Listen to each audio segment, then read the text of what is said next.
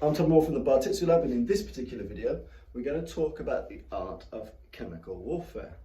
Now, in the UK you cannot legally own pepper spray. You cannot legally own an offensive irritant spray, which is absolutely fine. It's a strange law to have because there's lots of things that can be used as an irritant, but there we are, we cannot do. But many places in the world do allow the use of pepper spray.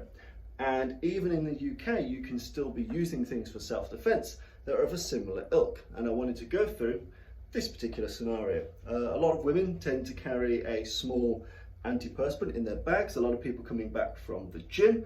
Gym culture is huge now, so a lot of people carrying kind of smaller compressed deodorants. A lot of women on nights out will carry the same. So I wanted to talk through, if you need to defend yourself, some of the ways you can do it with an irritant spray, with an aerosol spray. So again, often a deodorant spray does the absolute trick, okay, but depending on what you've got. First thing to point out is always you are a human fighting, not a weapon fighting. So don't forget, just because you think you're going to use something for a weapon, don't forget all the other tools available to you. So your awareness, your discussion, your fence, your ability to elbow, your ability to gouge, your ability to do other things. Because if the opportunity arises, take it. If the opportunity arises, take it, no matter what it is. Even if I've got a weapon, if I can get to the jab first, go for the jab first. It's completely up to you and the situation you're in. But let's imagine you're a young lady and you're walking home late at night, you've got your small bag of Sure deodorant, or you're a man coming back from the gym, starts to look a bit suspect. What you've got is one of these. First thing to notice is when you're spraying these in someone's eyes, go for an S-shaped pattern. Try and keep it around the eye area. There's no point spraying the wider environment. Get it towards their eyes, okay? So you've done all your precursor stuff. You've done your talking hands, you've kept your defensive mindset, you've tried to de-escalate, whatever, but it's not working. I find the need to use something like this. Again, I keep my left hand as my range finder. I want to know exactly where his face is. So I keep this either on the person or near the person to make sure I've got some degree of fence.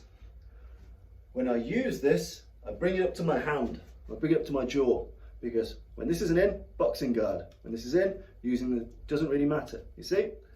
It's just good discipline to have your hand up. No matter what you do, you never know when those strikes are coming. So, you've used it here.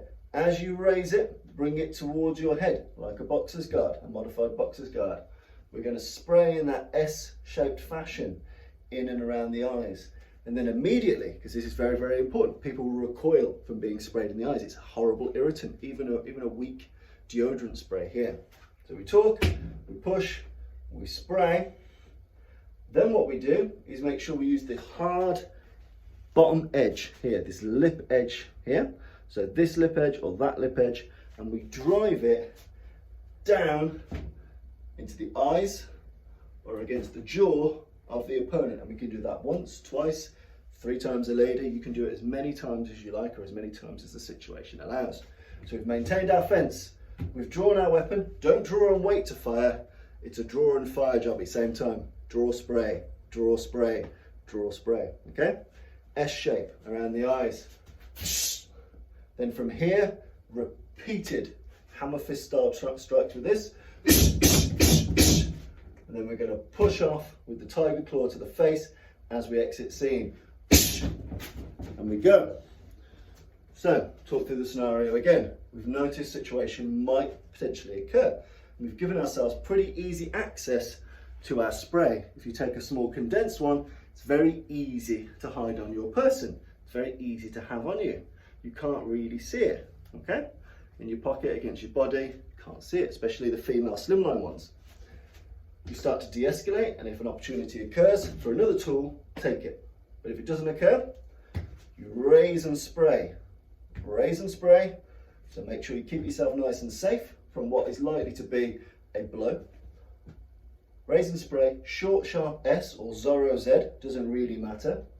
1, 2, 3. Strike 2 to 3 times.